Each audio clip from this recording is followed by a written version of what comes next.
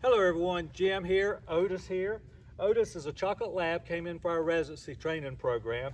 He's a little over 7 months of age. He's a really happy, excited guy, just gets so full of himself, which is a fun thing to have around a dog that really is excited to be with you and excited to play. He is going to have a little bit of a strong personality. His owner, for example, took him to class. He did real well in the class, and then all of a sudden he started getting a little more obnoxious and not willing to listen. I like to say it's just like us humans. When we're growing up as kids, at some point in time we know more than our parents do, okay, and we start to show it. Well, the thing about it is, when we have a dog that's treat motivated, if he's more excited about seeing the other dogs or doing something else, treats aren't going to get him where he needs to be. Leadership is. And leadership is motivation. If you've watched my videos, it's a combination of praise and consequence. Praise, when he does what we want. I don't care how obscure it is or in the act of a command, we're going to let him know we're happy. And we do that with words, touch, treat, toy, positive emotion. If he does something wrong, we're going to bite him. And that bite is going to primarily be a tap of the leash. It could be a snout, but it's always going to involve a physical consequence and your words, or no. And we're not here to intimidate, dominate, break his spirit, hurt him, or have him fear you. It's so important that we don't get carried away with the consequences. It's a learning tool to teach him in the moment what we like and what we don't like. Then when he does something that he normally would get in trouble for and he doesn't do it, and he does the thing that we like, we have to make sure we praise then. And our motivation, praise, and consequences are always in the beginning, in the moment. So if he does something once, he's going to do it again and again. If you like it, put a new word to it, you got a great new command or trick. If he isn't going to do what you want, he's going to come back and repeat it. You have to be ready to consequence it. So we're going to start working with him. He loves his treats, and two more things that were really important with him. He's really mouthy, and he was a very, very strong puller. In fact, day he got here, we were doing some video with him. He about pulled me down our deck steps. He was so, not being mean, just excited and happy with life. That's what we're fixing to do, is correct that. And that's what we were doing through obedience, is to teach him what we like and what we don't. And if he starts to get out of hand or gets away from our command, we're going to bite. Already talked way too much. You ready? Let's go. Good boy. So our let's go command is right here. All right, it's not out there, it's not there, it's not behind us, it's right beside us. And if he starts to lead beside us, see how loose the leash is, we're going to tap that leash in whatever direction we have to. If he's out here, it's going to be a tap here. If it's up here, we're going to bite back. If he's behind us, if you heard my videos, we're going to try to encourage him up to us to get beside us. But if he's just pulling back and not wanting to do it, we're going to bite him up. And when we bite, what are we going to do? We're going to say or no, and then we're going to repeat the let's go command, okay? And then when he's beside us, we're going to let him know that he's doing exactly what we want. His biggest thing is he sees things, he gets excited. You have to be ready. The job of providing this consequence in a way he understands to be right here is if he starts to go that way or that way, we don't wait till he gets out there. We don't wait till he gets over there. We bite him as soon as he starts to leave by our side. Remember, in the moment, that's what's teaching him. If he gets right here and we bite, oh, I'm not supposed to go any further. And he will test you for that. And you have to be ready to bite him back, okay? And it's just because of the energy he has, not because he's a bad guy or anything. Let's go. Good boy. Come back around. Sit. Good boy. Sit means sit. He did it. If he didn't sit, I would have done no sit. If while I was holding him in the sit, he popped up, it would be no sit. Remember, if it happens once, it's going to happen again. You have to be ready for it. Now, break. Good boy. Notice my break is coming right back to me. I want to bring my hands right here for him, so I'm giving him a target. Sit. Down. Good boy. Hand signal for down. When I ask him to down, he has to down. His head, this is his head. If he didn't do it, if he popped up, it would be no, down, okay? And this is from in front. Break. Down. This is from the side. Why? Because when he's beside me, he can see that. He has a harder time seeing this. When he's in front of me, he has a harder time seeing this. and can see this a little bit easier. Okay, sit. Good boy. Let's go. Okay. So the other thing with that down command, we don't do it in sit, but we can do it when he's standing or when we put him in a down, is the S-T-A-Y. I believe for a dog to understand that you're the leader, that down is probably the most submissive command that we have for our dogs, okay? And that's where your battle's gonna be with 85, 90% of the dogs out there. When you go to tell them down, sure, they'll do it for treats, but when it becomes something that they have to do, that's gonna be where they're gonna fight you. So what we wanna do is teach down fast and quick, and then provide a down stay, where we keep him in a down stay for 5, 10, 15 minutes. It just shows our authority. If he pops up, we're gonna take him, invite him back to the spot. No, no, no, down, stay, and repeat again, okay? Let's go. Remember, our tap is towards the ground for the down, and our sit is straight up. Now we're, good boy, good boy. Places, get on the bed, lay down, sit down, stand up, read a book. I don't care what he does. Good boy. As long as he gets on the bed, it stays there, all right? When he looks at you like that, you have to praise him. When you've got a dog that's so excited and happy and energetic, be certain that you praise the calm moments in his life so he starts to learn.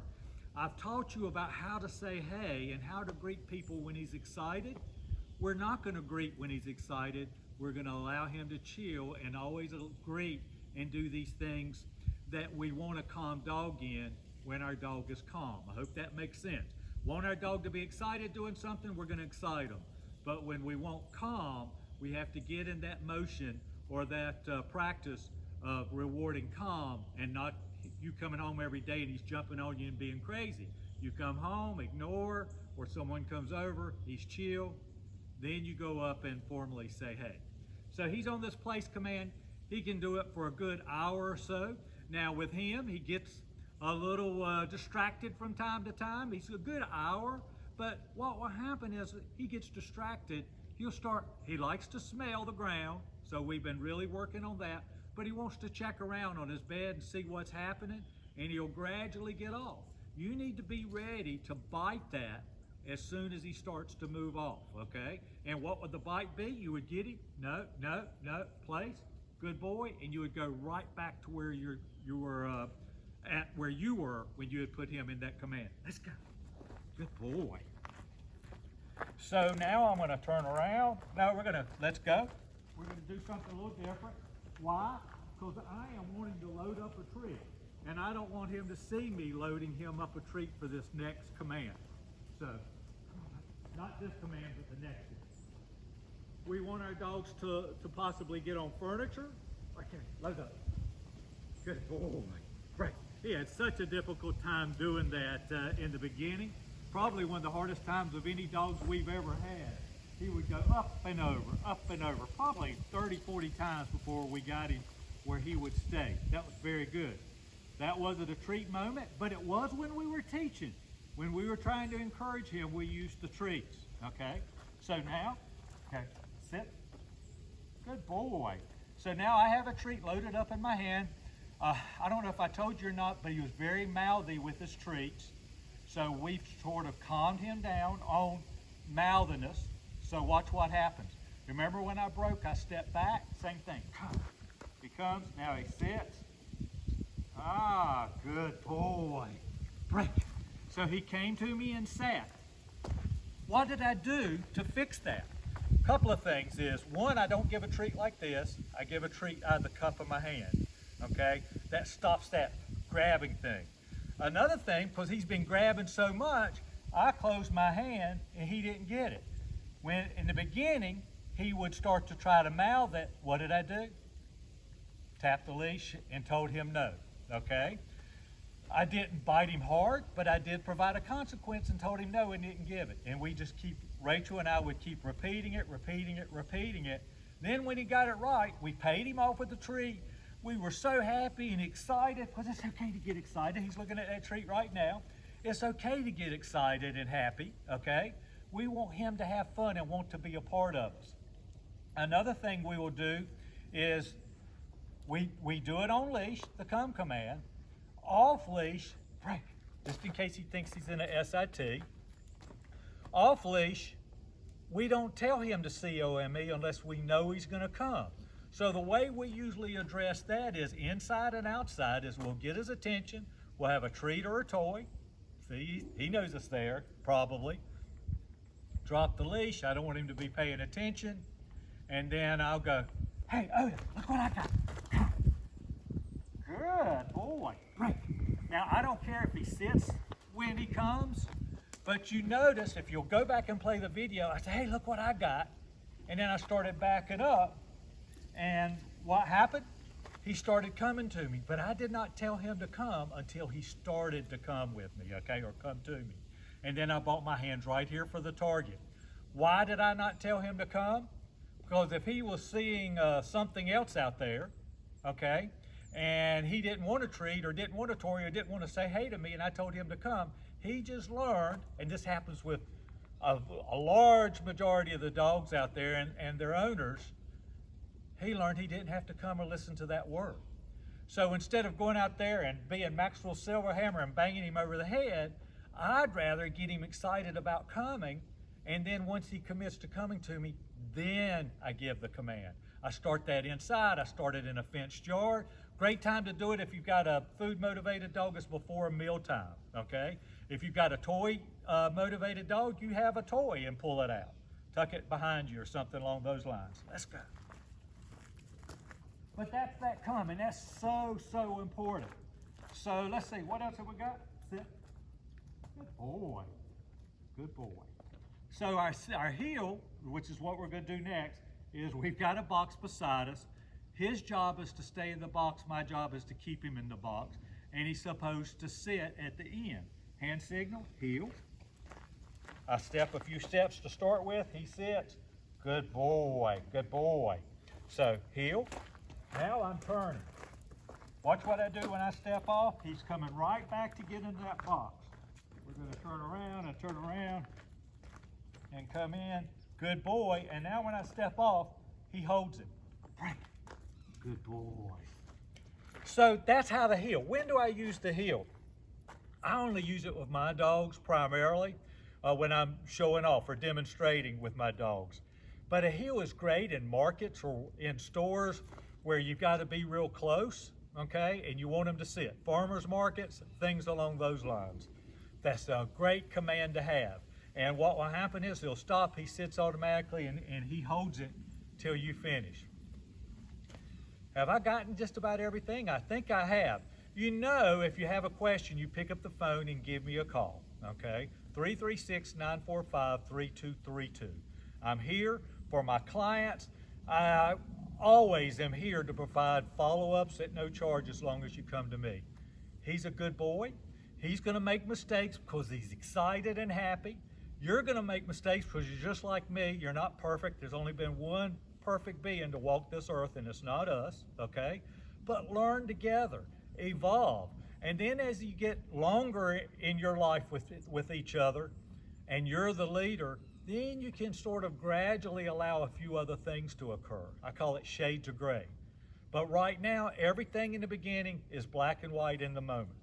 One last thing for you people that watch my videos and talk to me about doing puppy work with 3 or 4 months, he is of age, and I try to send you to my puppy videos online. It's because at this age, at 3, 4 months, dogs are just crazy excited. Let them have fun, enjoy life with them. Yes, you have to provide some consequence. I show you that in the videos. But the big thing is, as he gets older, he or she's going to get a mind of their own. This was the classic example with Otis. He was doing everything mom and dad asked him to. Then he started taking liberties, okay? We helped get it back into place. I'm sure you're going to be able to take good care of him. He's really a good boy, okay? He's excited, he's happy, he's forgiving. He's just a guy that's a pleasure to be around. He's going to be a pleasure for you. Like I've told you, and I'll tell anyone out there, when I travel, at least 2 or 3 of my dogs go with me everywhere I go. I want you guys that work with me to have dogs that can be a part of your life wherever you go.